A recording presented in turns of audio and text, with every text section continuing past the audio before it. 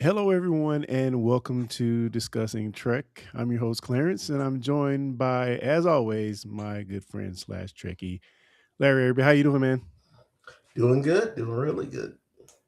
Happy to have you on again, man. And we're back in the thick of it to talk about yet another episode of Starfleet Academy, Vitus Reflux. While our cadets compete to join an elite team at the Academy, a battle of escalating pranks breaks out among Starfleet Academy and a rival school. Tensions rise fast, threatening their newly emerging bonds and blossoming romances. So, man, let's go ahead and get your high level overall thoughts of the third episode of Starfleet Academy. For me, it's what I expected.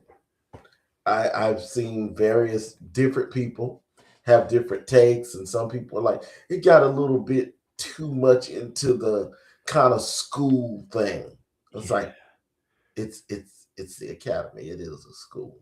It's you have a bunch of young people in a location to learn, further their education to become productive members of Starfleet or other branches too. Hmm. Something people don't know. The Academy doesn't just train Starfleet officers, it trains all kind of different people.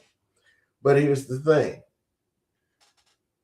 If the show were to depict real life in college, you've been to college, Oh, I've yeah. been to, it would be boring. Who would Yeah. want to watch that?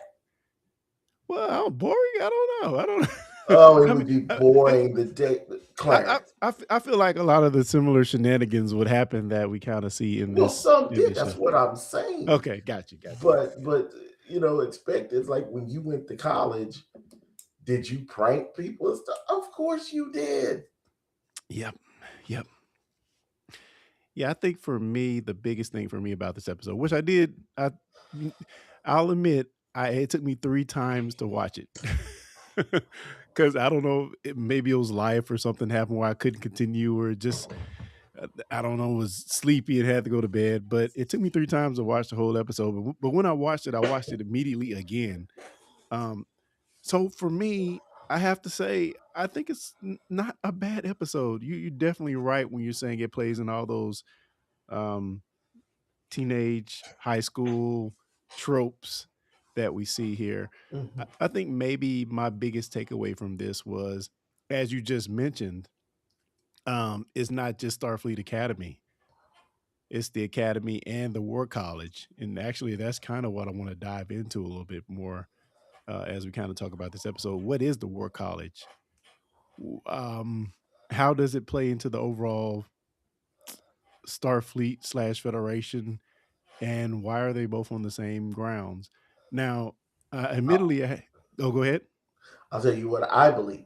To me, the War College is what sprung up after the Academy was gone, after Earth was no longer part of the Federation.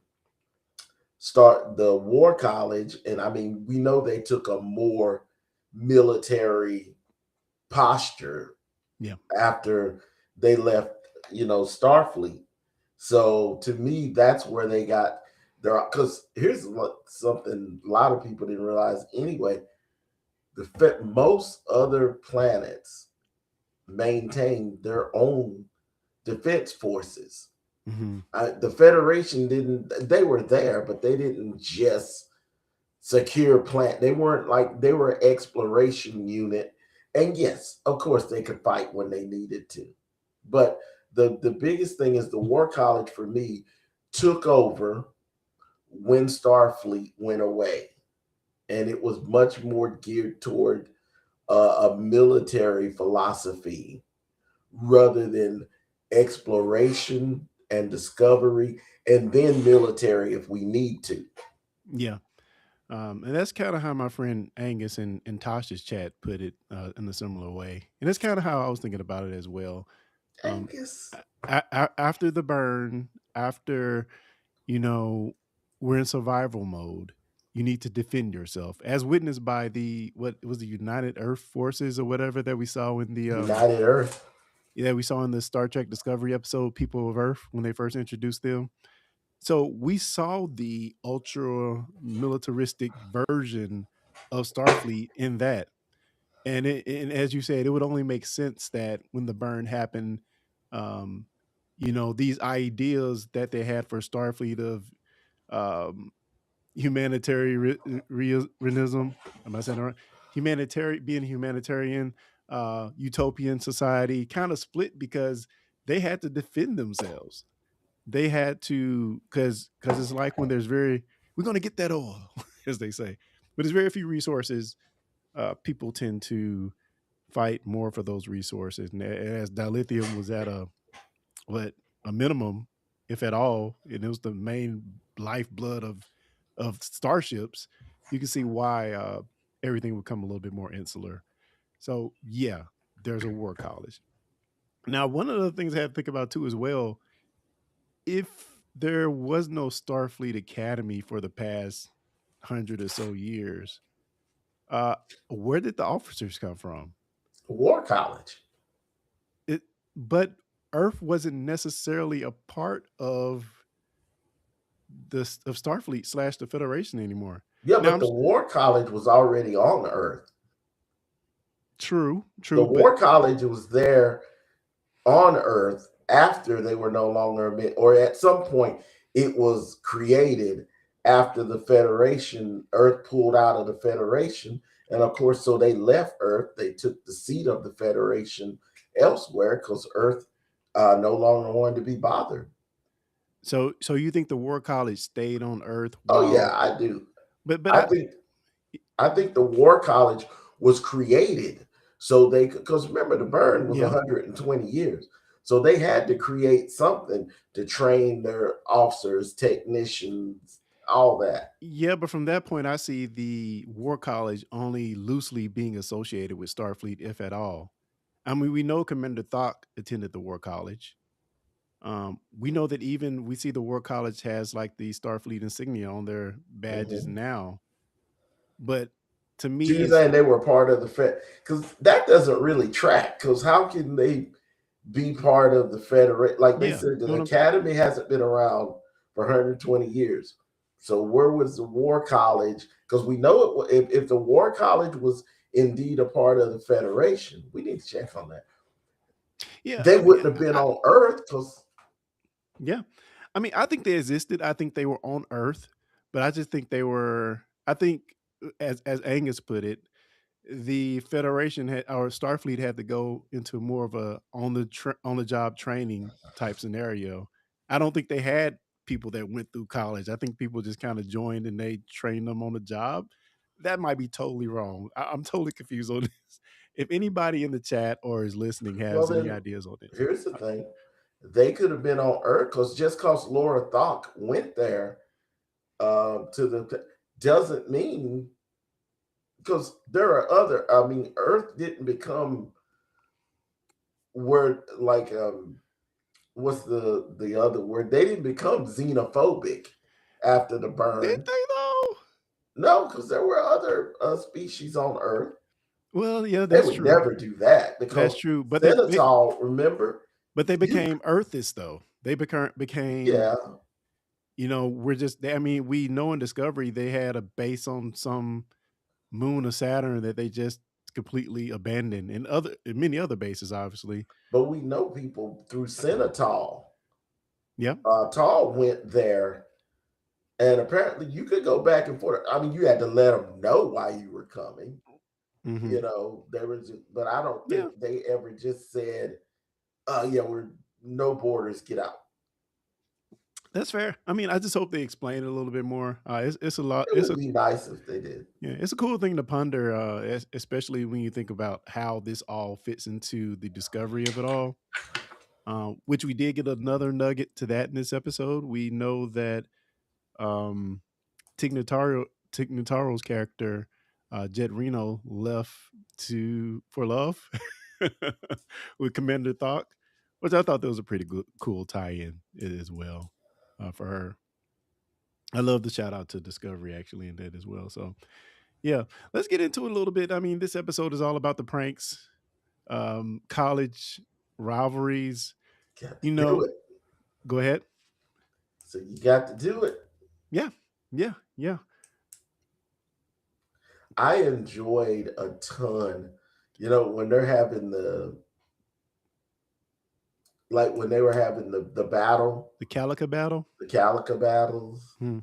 I love that because that is truly something you would see at a military style. Because we know the Federation always says we're not military. Well, yeah, you are military, Hmm. but you also do other things. So Yeah, and I love the added twist because it is still training, and I love that it felt more like a video game to me, even more so than something like paintball or whatever. Because in a video game, when you get shot, you get spawned back to the beginning, and it's man, that one scene was so cool to me, where Darren's going and he says, "No, they're coming behind you. No, look behind you." oh man, and Because let me they're right beside him. and let me just add, Caleb and Sam, they're turning into sort of the comedy relief of the show. But it was Yeah, just amazing to see them scream in utter agony when they were on the training field for Calica. I thought it was hilarious. I laughed several times in this episode, which that's kind of the feeling I'm getting from this. Although I don't think it's aimed for me, it's obviously aimed for the young adult audience that's into Star Trek, which makes some scenes problematic that we'll talk about in a second. But I do feel like it's lighthearted in the sense where it's a lot of fun. Um, Not to say I don't take it seriously, but I can watch it without taking it that seriously because I think I mentioned this last week. The stakes aren't world ending or universe shattering. It's just the and first that's good. class. That's good that we can have an episode where things are not always.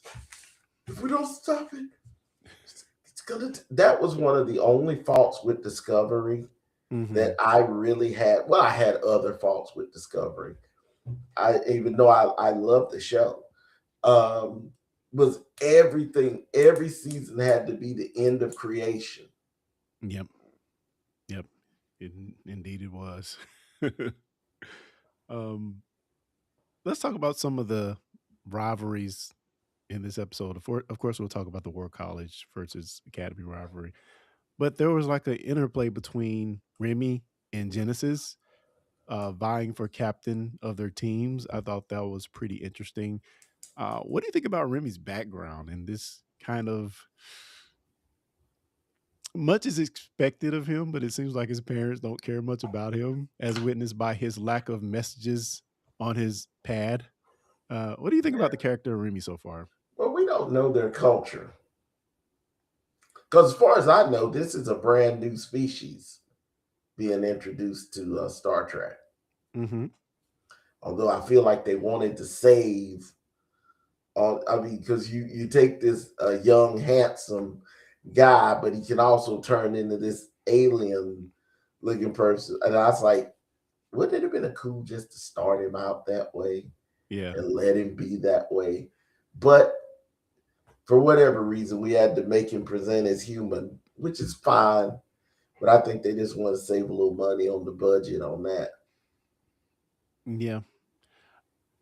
I think I like the character so far, man. It's good Oh, seeing I love the character. it made him a little more relatable to seeing that he's an a-hole, but he's an a-hole because of or possibly because of X. Um, Hmm. and he's a privileged, obviously a very privileged person. So I really like that about the character, and I think what I'm going to really love about this show going forward is just the amount of growth we've seen. 3 episodes in, I think we've seen a lot of growth from these characters already. I like what we're getting to see as far as meeting these characters. Mm, That is incredibly important to me. I want to know Darren Rainey. I want to know him, and it's cool that Caleb, I guess, is the lead. But Caleb was not the centerpiece of no, this episode, not at and all. that's good. That's a cool thing. You got to know more about Genesis. Yep. Sam is just my favorite. I just love Sam. She's Just great. love her. Although I did not understand one thing, and some other people brought this up. So I'm going to nerd out and get into this real quick. when they're standing in there after they did whatever they're doing, and everybody's excuse me for backing up.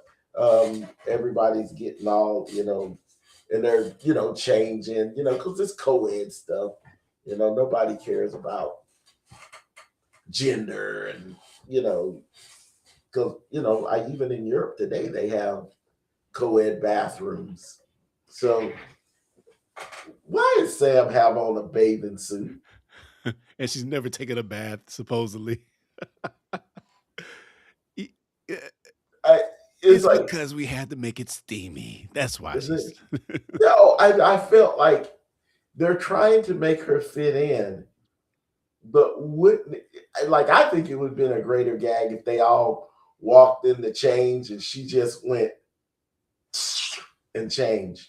Yeah, yeah, Because yeah. It then she's kind of like made no she sense. her like, oh crap, I should be like everybody else. Okay, well look, Well, I what? want to I want to talk about the beaming out of the locker room, but I also want to ask you about. Obviously, we're going to have a Sam episode coming up. I hope, but there's so much about a character that is left on the table right now. Does she need a what's the hollow thing that the doctor had? Does she need like a what's the doctor's hollow emitter thing that he can go anywhere? Does she need something a device like that? Portable. Yeah, portable emitter. Does she need something like that, or are there hollow projectors all around Starfleet Academy, or does she not need that at all? Um, Who knows? that, and then she could cheat at the game when she wants to fool them that she's the And mascot, but she couldn't just go up and she could have went up and won the game in one foul swoop if she can do that. Um, yeah. So it's so much about the character. I know we're going to get more about, obviously, but yeah, I was a little puzzled by some of the things we've seen from her so far. I really thought Sam some of the stuff people are saying, even on Trek Culture, I thought some of the things people were asking was a bit like, okay. And Sean Farrick even said, okay, I get it, people. It's a TV show. So some stuff is not going to always make sense That- on a TV that's show, fair. That's fair. because you got to remember, sometimes the people making this stuff, they know, but they don't think like people are going to agonize over why she need a letter jacket. Why can't she just make her own jacket? That's fair. That's fair. But she's trying to be a real boy. She's trying to be human. Well, I want to see them do an episode with Sam, somewhat like the Doctor, and they did one with Data, because we're talking about three beings who don't sleep. Well, Data does Yeah. now, but that don't sleep. So what do? Yeah. Well, because we know the rest of us, even other species, their sleep habits may be different, but at some point they power down or whatever. So what does the Doctor, what does Sam, what do those people do? Yeah. So let's talk about that locker room scene a bit more and the ensuing transporter prank. Is this the edgiest scene we've had in Star Trek since T'Pol and Trip in the decontamination chamber? like, Girl, don't even uh, get me started on that. That decontamination chamber was just straight up meant for one purpose. So that's when people always talk about, why Mr. Berman Trek Air. Oh God, it was dumb. Just let's admit you wanted to get a bunch of really good looking people in their underwear. So don't complain about it on Starfleet Academy now. yes, yes. Not Of course, they wanted to have people in there, but it was a setup. It wasn't just purely for yeah, that. it was part of Because the how prank. embarrassing is it? Yeah, and I kind of agree with Grace's comment that he made in the chat on this, Tasha's chat.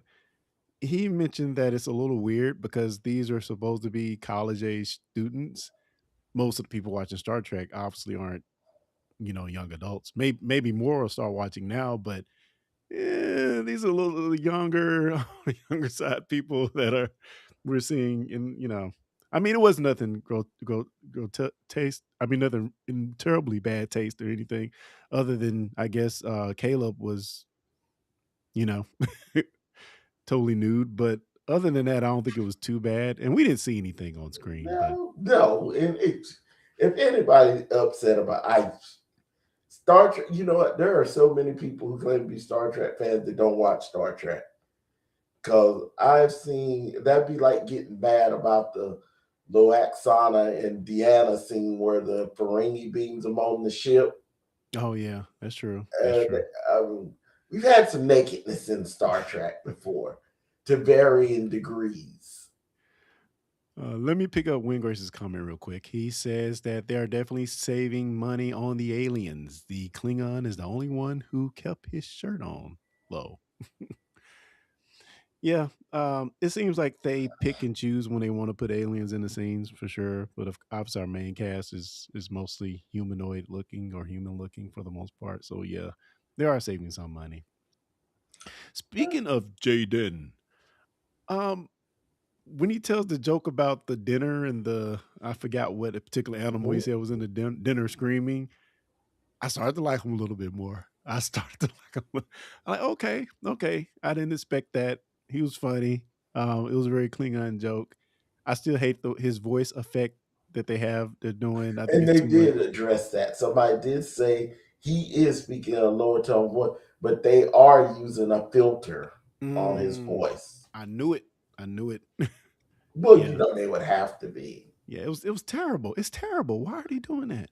Well, it's kind of like I don't think most people realize in conventional films or TV, and I'm just saying this, a lot of people do not realize the when you hear them doing their lines, when you see them on screen speaking, that's not what you're hearing. You're Yeah, hearing them. ADR.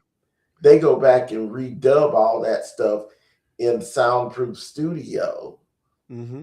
And so the boom mic just catches the raw, and then they go back and, of course, obviously match it together.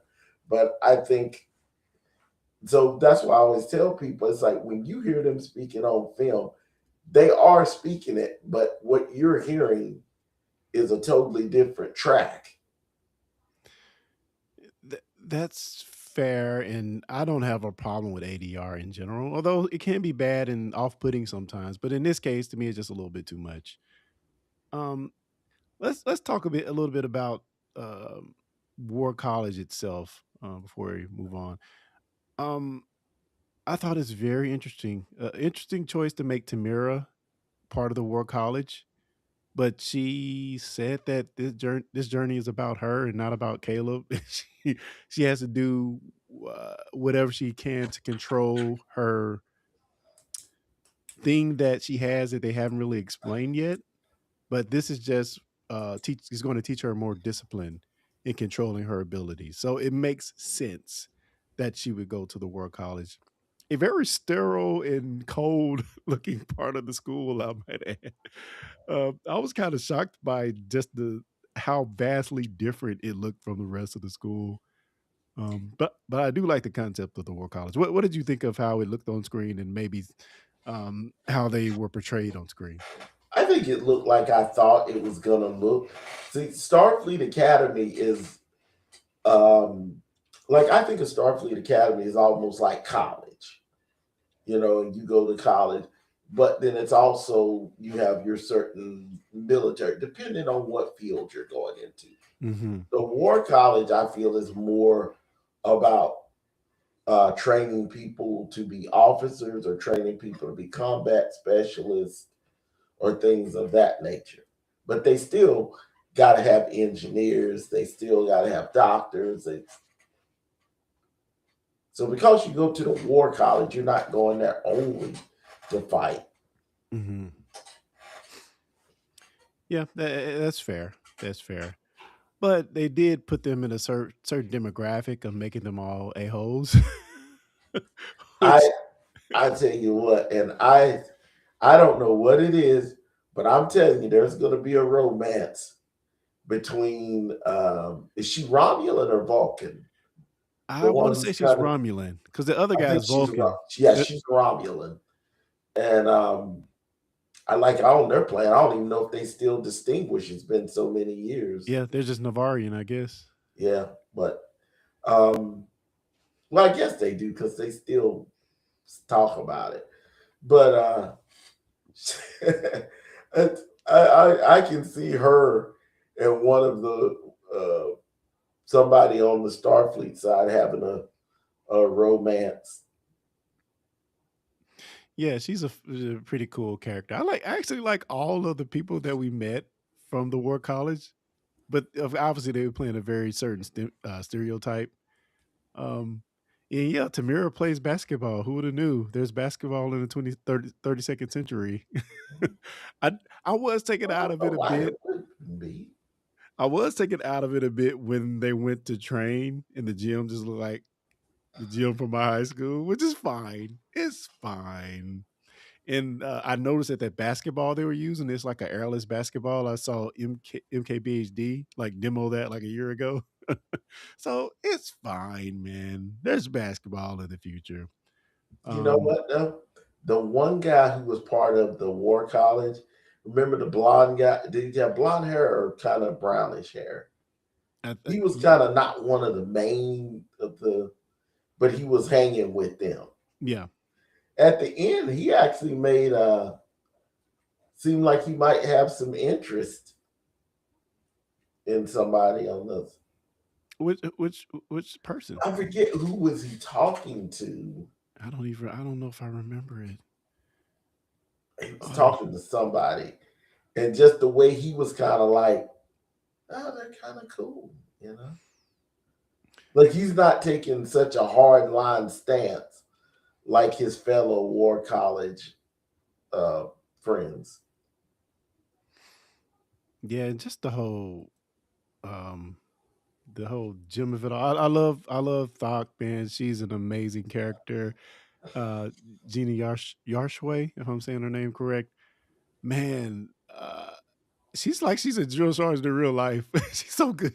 She's so good of it in that voice, man. It's just really cool. So I loved all this stuff, man. Yeah. She It's talked about not knowing, like she was not a Star Trek fan, but her mhm. brother is a big Star Trek fan. Mm, mm. That's pretty cool. Oh, Wingray saying the guy's name is Cal that you might be mentioning. Okay, yeah. It And we seemed have like one to M in the chat. Thanks for dropping by one to M. I don't know. As like I said, I really enjoy the whole thing because to me, I've gotten what I think Starfleet Academy is. Till we get in, we know we're going to get into each one, and we're going to find like Jaden. We're going to find out his story at Yeah, some point. for sure. For sure. I think we've already seen parts of that from the previews we've seen before. So yeah, I can't wait to because I don't know, man. There's something about him is not jiving with me so far, but I'm open to being You know, wild with the story. I'm saying, like I I'm a said, pacifist. I think Jaden, and I said this in the chat on Facebook post about, and somebody else replied, responded. I said, I think you're gonna find out that Jaden is a badass. It's Mm, like he has chosen this because maybe he had to do something he didn't want to do, or maybe somebody hurt somebody close to him and he went you know what, crazy. wow. I mean, there could be any number of things. There could have been something happen to somebody in his family why he decided to become a doctor. Yeah. I mean, I'm just spitballing here. What if he was in line like from a warrior house, but he something happened that changed him to want to be a doctor? So what you're saying is I ain't a killer, but don't push me. Is what you're saying. Yeah, or somebody already did push him. Don't push me no more. Oh boy. Yeah, we got a comment here from Wanda M saying that I live near the Naval Academy and I see the midshipmen and women exercising and running all the time. During Remy. working out reminded me of that. It was a pretty cool montage of him at the beginning. I thought that was pretty cool. I even like the moment when Caleb was like, "Go to bed," and he threw the little he threw the towel at him while he was doing upside down push-ups. So yeah, I like that character, man. And again, for me, the big thing is the potential of growth of all these characters is what makes it really, really cool. I like the fact that he realized that he wasn't the first. Mm, That there are other people who are also driven to be the yeah, best. Genesis. Yeah, yeah, and it was a cute little back and forth between them. Um, and I love that Genesis came out as she never really forced, even though she knew she probably should have been the leader the whole time. She didn't overtly force herself to become the leader, but she just kind of just showed naturally when the moment arose that, hey, I'm kind of good at this. My dad is an admiral. Chill out. Let's talk a little bit about Reno and Thok, man. We hear that they have a relationship and they talk about food and stuff, and they're running these drills together. I didn't see this coming at all. I didn't see it coming at all, but I kind of like it. I kind of like it. I did. I think a lot of people are thinking that listen. I said, wait a minute. So wait a minute. You're gonna get backlash on stuff, Oh, especially in the climate we're in now. But I love the fact that it just makes fun to me. It makes this over hyper aggressive person is now attracted to this really laid back, smart ass, doesn't take anything too serious. Opposites attract. yeah. And I want to say that I read somewhere that Reno didn't, wow, Tignataro didn't think it would originally work out in the show because I think she said she sees herself as the more dominant in the relationship. I guess her personal relationships, and and she had to play a little bit outside her character to, I guess, be a bit more submissive. Although she's not really submissive that I've seen, but Not at all. yeah, but that is quote something I read from her in an interview that she talked about when playing the character. But I really, really Well, like it. well, I think for both characters, you get to essentially place up just like if you and me were on a show and playing two straight men, Hmm. that would be representative of our lives, And to me, this is no different, you know. In fact, Gina talks about in her stand up about her girlfriend meeting her mom the first time, and you Hmm. should watch it. It's hysterical. But I love when she gets like, she's like, none of my students will ever taste the faith. She was like, I was just like, dang, I love her. Her I voice was is like, so I love cool. it. Her, Straight up. oh man. So we eventually need to prank back, um, and to my surprise, um, Captain Ake kind of inspired them to prank back Kinda. and well, she related on the table for him. She absolutely totally. But even going back and watching the episode again after you hear that she kind of been pushing him along the whole way, I didn't really get that to the end. But like, oh yeah, from the very beginning, she's been pushing him along for this um, Victus reflux plant. And what did you think of the way they got back though? Using this endangered species plant and beaming into their very sterile headquarters. Uh, That was a little weird. Well, first of all, let me say, when you prank somebody, you got to make sure it's a prank that they will say, you got "You got me." me. That's what you want. That's the most satisfying. Like, Mm, yeah, you got me on this yeah. I just think it was an added touch that this was an endangered species and they could not excise it from their facilities. Like, how does it even work? They can beam it away. They can't do anything. So you just got to live with it. Yeah, I like the whole plan. I liked how we got Ake kind of pushing them along. Very subtle, and then in a not so subtle manner at the very end. So I thought all that played well. It was a very um I want to say it's a tricky solution, but also we know that Ake may be the biggest prankster of them all because she did the whole beaming to Alcatraz 300 or 200 years ago. one. The Yeah, prank but that somebody said, inspired the war why college did it prank. take them 3 days to get down? Yeah, that made no sense. That made no sense at all. A lot of people say it didn't. When I said, I don't know, maybe she put a force field around them too. Yeah, maybe. Yeah, that was a little. Yeah, I smugged it. Like, 3 days. Yeah, but still cool, no doubt. And worked Alcatraz in there as well. If you watch the episode, they do this cool shot of they kind of pan over Alcatraz as they come into San Francisco. Some great visuals there as well. But I like the solution. I like that. I like that. Well, let me just say this: Captain IK, Holly Hunter's Captain IK is the quirkiest. I think she's even quirkier than Pelia, and that's saying a lot. Maybe equally as quirky. Um, I don't think she's quirkier than Pelia. No. dude, she walks around barefooted. Uh, Yeah, and you think that's quirky, and Pelia is annoying sometimes. Like, I would just how be dare like, you? How dare you, you man? got you got to go, man. I'm telling you. Hey, so you think that? I said the one thing I do not want them to do, not like, because Pelia could still be alive, She could. Yeah, she could.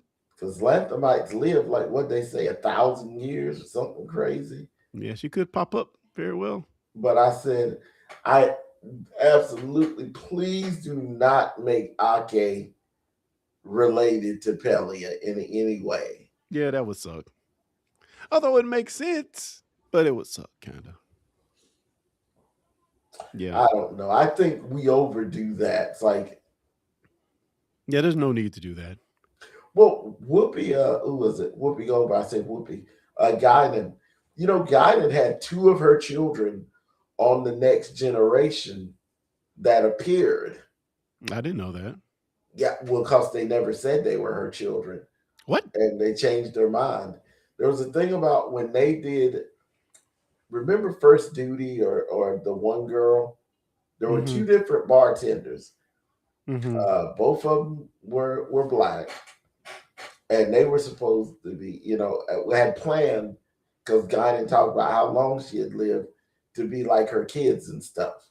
Oh God, I'm so glad they did not do But that. it never happened. It never happened. But it was tossed about.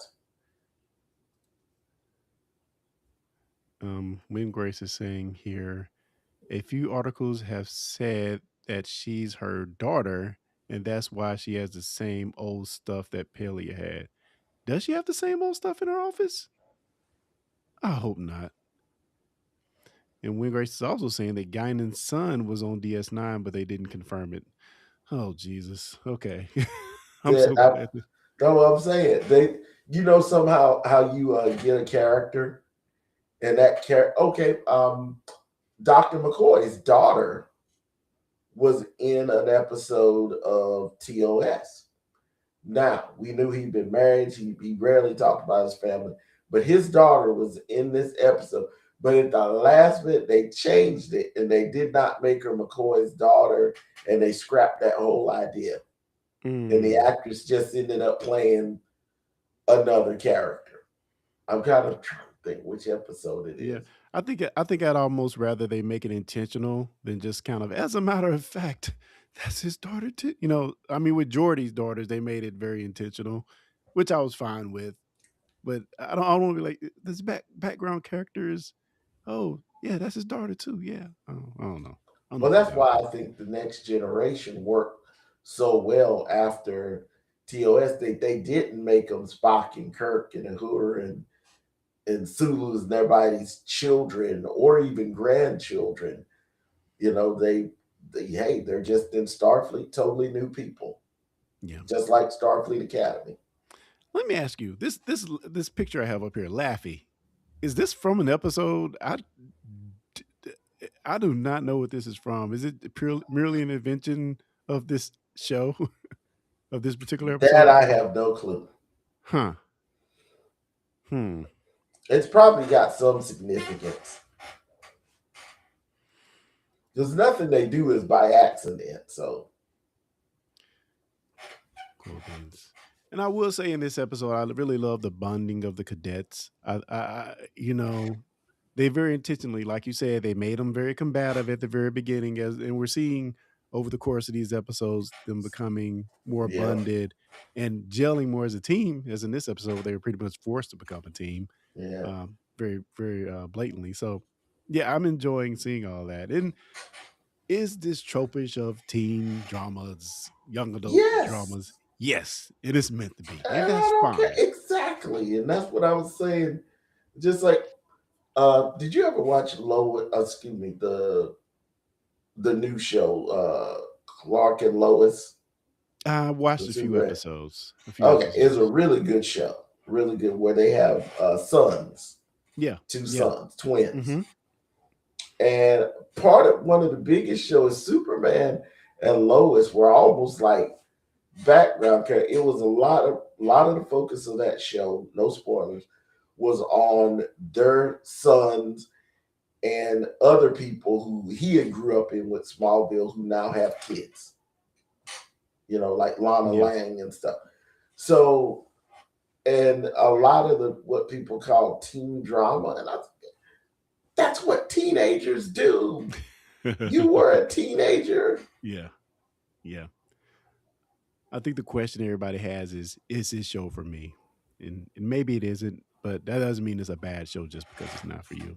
Oh, and I like it. Well, like I told you, I think I told you this a million times. I said I didn't like The Witcher, but that doesn't mean The Witcher's a bad show just because I don't like Yeah, it. just one for me. I stopped watching it myself. Everybody's entitled, and to me, The Witcher is probably a great show. Yeah, It I mean just it's it proven. just Yeah, didn't do it for me. yeah. And we got a little bit more of the mirror to mirror romance in this episode. Not a lot, but we do see where um, some pretty cute moments where he's faced with shooting her to win the game, and he shoots her. And then at the end, when he's sneaking in to execute the prank, she like outs him. So I love the kind of back and forth, the playful back and forth That between was these two. cool, and they kept their loyalty to their respective teams. Like, hey, it's Yeah. like I like you, and you like me, but I got to win this game.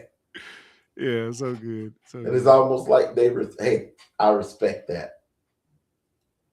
Yeah, and we're going to wrap here, but I want to ask you really quick about Commander Kelrick.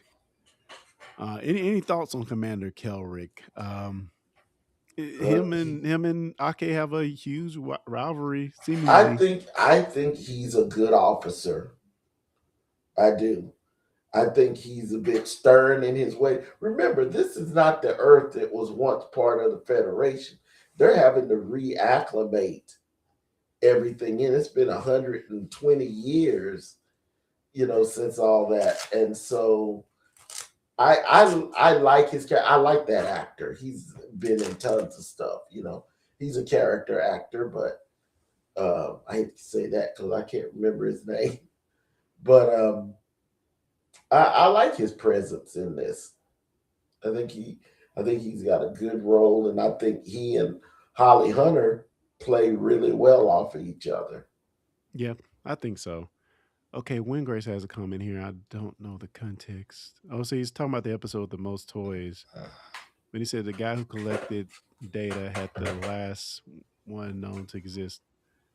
Is he talking about when he collected data? And I'm looking for. I think he's talking about when he. I think I missed the part of the conversation where we referenced that, but he's also saying the Star Girl was really good. I kind of like that show. It wasn't bad.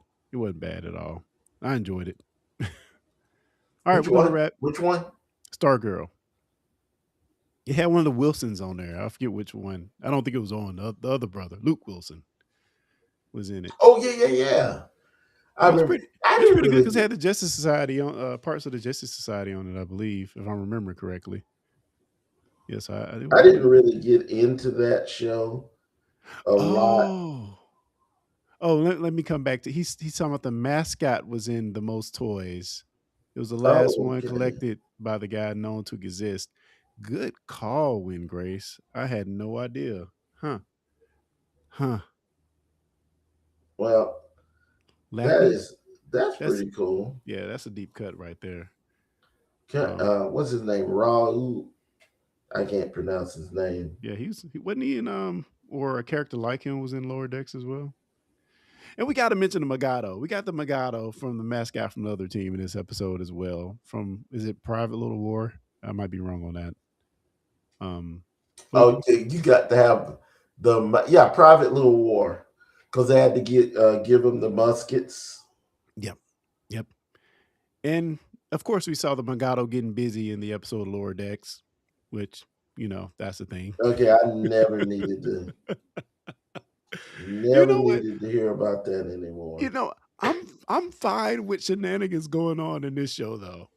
Simply because, like we've stated up top, they're a bunch They of make 20 somethings and teenagers. They're supposed to mess up, as Ake says. They live through the burn. Let them mess up a little bit, as she put it so eloquently. Um, yeah, I love that she's let them live. And of course, they're going to make mistakes, but that's kind of what they're there for. Um, Hey, so, you yeah, know the guy you were just saying? Excuse me. I didn't know he was British. It plays the the command. Kelrick, Yeah, no, I didn't know he was British either. dude. He always plays with an American accent in most everything I've seen him in.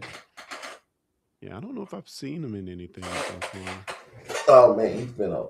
Like I can't just tell you off the top of my head, but I know he's been on like Law and Order. He's been on quite a few shows. Mm. And we very clearly got Stephen Colbert as dean of students in this game, as Yes. he was announcing the the Kellerick game. Wasn't he the announcer? Hmm. Yeah, so that was cool. All right, man, let's get ready and wrap here and kind of wind things down. I know we've haven't done this in a while, but we're going to get back to some of our uh, things that we usually do at the end of every episode. Do you have a favorite moment from the episode, sir? Oh, my favorite moment. I already told you my favorite moment. My favorite moment is just the hysterical part of where you get shot and you get it deposited in the penalty box. I, I love that one where he's saying, "What? Look right behind you. He's right." And that's Yeah. just sitting beside of him, like The it's rules like are clear. it's almost like too late. Yeah, that was good. That was good. Nah, that just tickled me. It really did. Yeah. And I kind of like the part when he like even punches the guy he could have just shot, and he like was so pissed off he just punched him and kind of pummeled him a little bit. I thought that was funny. Now, I kind of like the part just because I'm a basketball person. It was cheesy, but I like the part where she kind of turns backwards and shoot the ball through the hoop. I don't know. Did she use her Betazoid powers to make that ball win? Who knows? But it went in nothing but net, no doubt. Um, how would you rate this episode, man? I would say I give this episode honestly. We're rating from what's the highest? 1 to 5. One to One to five. five. Although we did not rate the first two, so we're kind Okay, of I'm off kilter here. I'm going to give this episode 4 futuristic basketballs that don't need air. Oh man, you're a little higher than I expected. I'm going to give it 3.8 um Magado mascots out of 5. Okay. That's what I'm going to do there. And yeah, we'll see what happens next week, man. I think I'm enjoying it again because it's so lighthearted. I think I'm enjoying it even more. Do you have anything you want to shout out before we get out of here, man? Let you get your time back.